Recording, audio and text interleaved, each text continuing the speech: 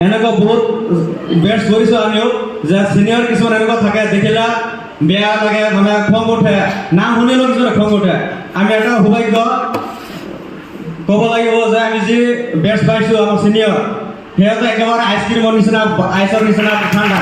কাৰণ এনেকুৱা কোনো চিনিয়ৰ পোৱা নাই যে দেখিলে খং উঠিব বা বেয়া লাগিব কাৰো আচৰণ বেয়া পোৱা নাই চবৰে আচৰণ বহুত ভাল পাইছোঁ সেইটো কাৰণে মই সৌভাগ্য বুলি ক'ব পাৰিম কাৰণ এনেকুৱা বহুত দেখিছোঁ যে দেখিলে চিনিয়ৰ কিছুমান থাকে কৰ্কট ধৰণৰ দেখিলে খং উঠে কিন্তু আপোনালোকে এনেকুৱা পোৱা নাই আৰু